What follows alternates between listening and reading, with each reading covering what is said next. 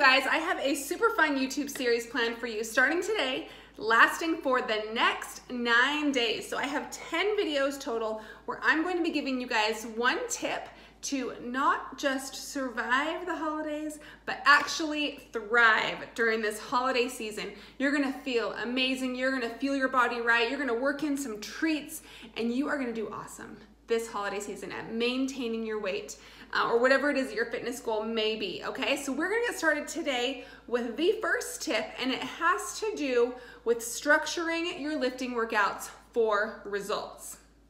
So tomorrow we're gonna talk about cardio, and the next day I'm actually going to walk you right through what I call the power workout. I'm gonna tell you everything to do on a workout when you have limited time and you need the biggest bang for your buck. But today, let's start with the lifting.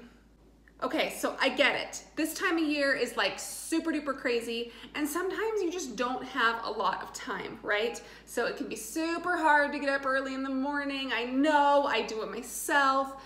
And also if you leave your lifting until later in the afternoon or evening, sometimes you just don't have a lot of time. So if you need to shorten your workouts, it is okay. But when you shorten them, you also need to up the intensity a notch, okay? So shortened workouts are okay as long as you make them super intense and hard. So one of my favorite ways to do that is to set it up with circuit training. So you can choose 4 or 5 different exercises, lifting base, and then end it with a cardio. So you might do 3 or 4 different lifting exercises and then 1 or 2 cardio moves at the end of the circuit. Try not to rest during the circuit, but rest for about 1.5 minutes at the end of the circuit, okay? Make sure that cardio move is super hard so it leaves you kind of out of breath and panting, so that you need to rest for about that minute or 90 seconds before you can do the circuit again. So my favorite things to do at the end would be like a sprint on the treadmill if you're at a gym and you have exercise equipment right there, or a sprint on the stair mill, or something hard like 10 burpees, or like battle rope slams, like 30 to 40 of them, ball slams, things like that. If you're at home, try skaters, like I said, burpees, or mountain climbers, things like that, okay? Another thing I do that when I have to have short workouts is I literally plan out every minute of my workout. Like, I know that sounds a little crazy, but I'm not kidding.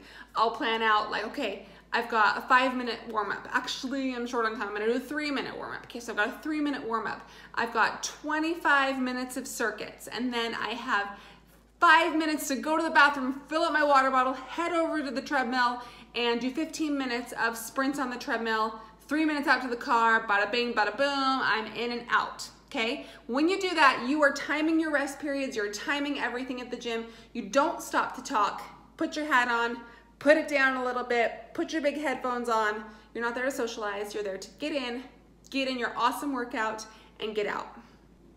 Also, when you're short on time, focus on compound movements and your big muscle groups. Okay, so compound movements would be your movements that work more than one muscle group at once, like your squats, an overhead press, a lat pull down or a pull up, bridges. So all these things, you'll notice you are moving at 2 different joints, like your overhead press, okay? You're moving at your shoulder and your elbow. It's mainly hitting your shoulder, but it's also working your triceps a little bit as an assistant muscle group, okay?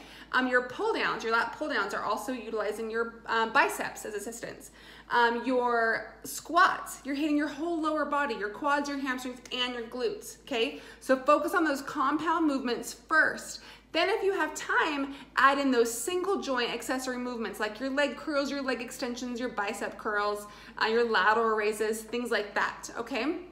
Also, if you're short on time, feel free to cut out the small assistant muscle groups, all right? So like your biceps and triceps, if you're used to having a dedicated arm day, yet you're super busy this time of year and you need to go from maybe 5 or 6 days of training down to 3 or 4, feel free to cut out that dedicated arm day. Your biceps and triceps will get tons of work as accessory in your chest, back, and shoulder work, okay? So that's what I got for you guys today. Make sure you make your lifting count.